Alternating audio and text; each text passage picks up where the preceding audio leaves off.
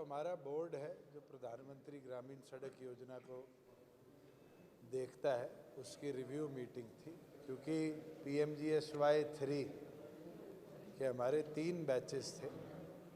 Batch 1 batch 2 हमारे complete हो चुके। सिर्फ 8 ऐसे प्रोजेक्ट्स हैं जिनमें से 2 के हमें कॉन्ट्रैक्ट कैंसिल कर आने वाले भविष्य में रीटेंडर करने पड़ेंगे, और 5 ऐसे थे जिनके अंदर एक बिडर आया था, उसको रिवाइज़ किया जा रहा है और जल्द उन 8 के 8 को फ़ेज़ 1 और फ़ेज़ 2 को हम पब्लिश कर देंगे, जिससे उन पे भी काम शुरू हो जाएगा। उसके साथ साथ फ़ेज़ 3 के अंदर 56 सड़कें हैं जिसकी कुल लागत हमारी अप्रॉक्सीमेटली 282 करोड़ रुपए है, जिसको अब हम टेकअप करें, जिससे गवर्नमेंट ऑफ इंडिया के रूरल डेवलपमेंट मिनिस्ट्री का सैंक्शन आ गया है। FD में पैसा रिलीज़ होना है, जैसे पैसे के एडमिनिस्ट्रेटिव अप्रूवल्स आएंगे हम उसको भी पब्लिश कर उसका कार्य भी शुरू कर देंगे।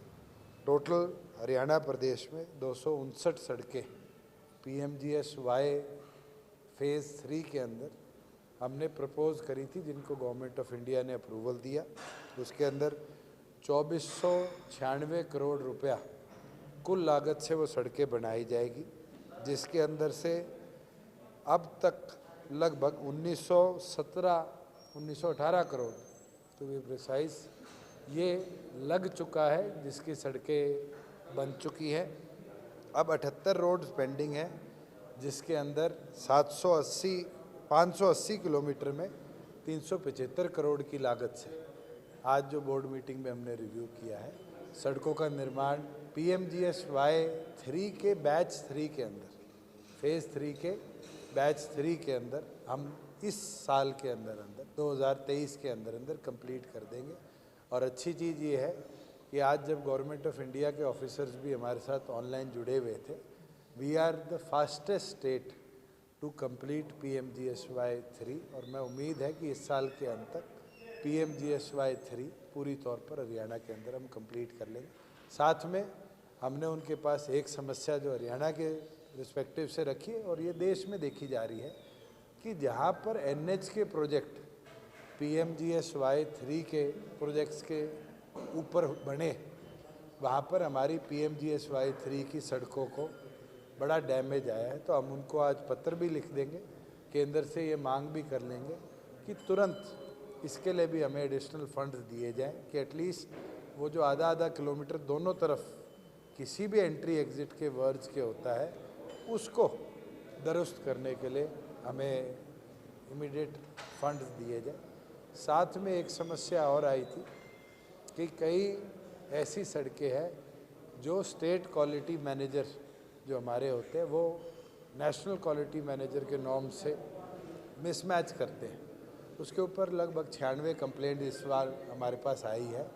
तो अब हमने ये बोर्ड में आज निर्णय लिया है कि हम आने वाले समय में इस चीज़ को NQM के जो इम्पैनल्ड लोग हैं, क्योंकि SQM में अधिकतम लोग ऐसे हैं जो स्टेट के रिटायर्ड एम्प्लॉयज़ हैं, और कहीं ना कहीं उनके अंदर वो क्लैरिटी नहीं है जो NQM के रिटायर्ड लोगों के पैनल में है।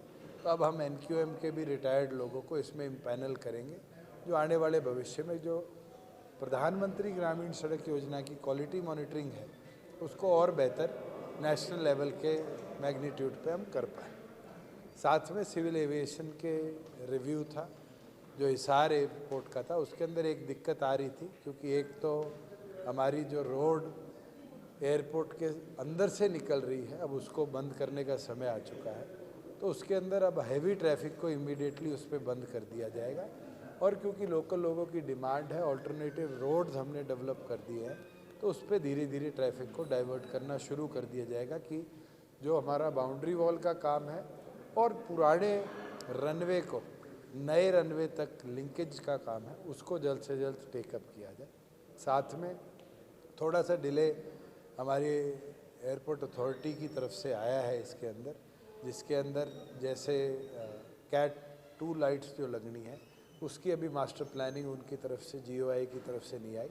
आज उनके अधिकारी भी आए हुए थे, उनको भी डायरेक्ट कर दिया है कि टाइम फ्रेम मैनर के अंदर एक EAC लेवल का हमारा ऑफिसर PWD का इस पूरे प्रोग्रेस के लिए अब हमने डेडिकेट कर दिया है। वहाँ पर ऑफिसर्स के पास एडिशनल चार्जेस है, जिससे एफिशिएंसी थोड़ी सी जो हम चाहते थे वो नहीं आई। अब ये निर्णय आज लिया है कि परमानेंट SDO JEs वहाँ पर रहेंगे और एक्सियन को भी वहाँ पर नियुक्त किया जाएगा, जो डेडिकेटेडली केवल मात्र एयरपोर्ट रिलेटेड जो हमारा काम है उसको मॉनिटर भी करेगा और उसको टाइम बाउंड मैनर के अंदर टेकअप करेगा।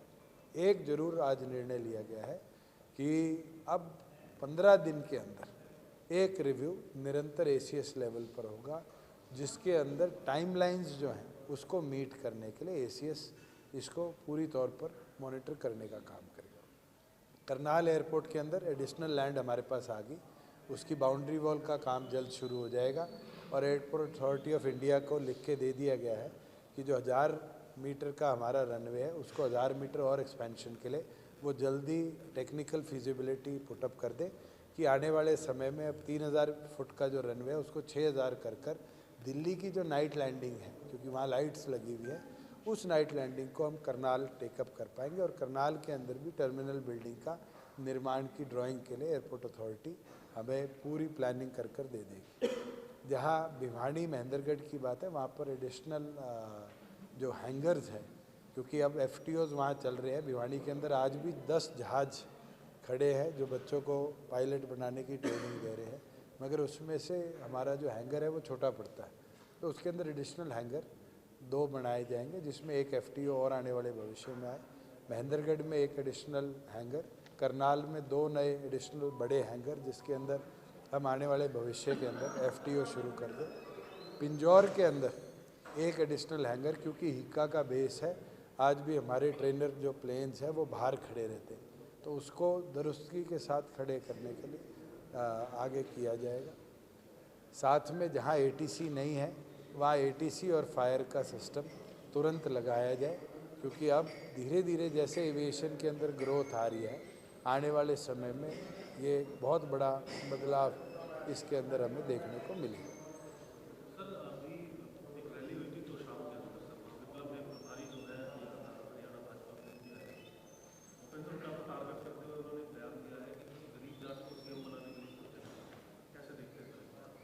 किसी के क्या शब्द किस सुझाव पे गए उस पर मैं क्यों टिप्पणी करूं। मैं तो एक चीज़ बोल सकता हूं कि प्रदेश का कोई भी व्यक्ति किसी भी पद पे पहुंच सकता है, वो अमीर हो गरीब हो ये नहीं देखा जाता। जनता का प्यार, जनता की विचार अगर उसके प्रति पॉजिटिव है तो आपने देखा होगा कई प्रदेशों में तो ऐसे ऐसे फ़कीर चीफ मिनिस्टर बने हैं जिनको लोग कभी सोच नहीं सकते थे। उनके खुद के प्रदेश में त्रिपुरा के जो फॉर्मर चीफ मिनिस्टर हैं, मुझे लगता है उनसे ज़्यादा तो फ़कीर कोई भी चीफ मिनिस्टर नहीं रहा जिसने पूरा जीवन 1 रुपये तनख्वाह के अंदर निकाल दी।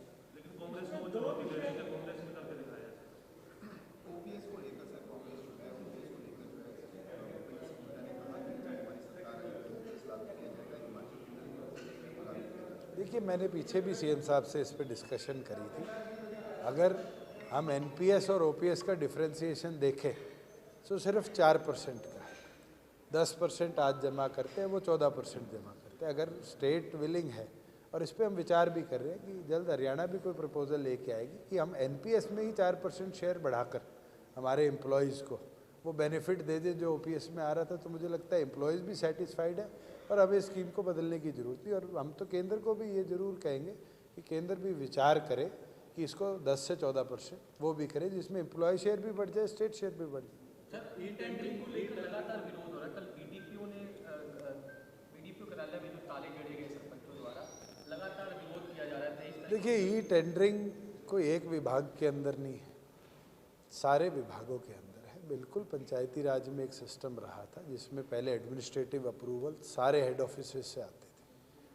पीछे जब विधायकों से चर्चा हुई, ये निर्णय ले लिया गया कि वो पावर डेलीगेट कर दी जाएगी और SC लेवल पे ही अब एडमिनिस्ट्रेटिव अप्रूवल्स आ जाएंगे।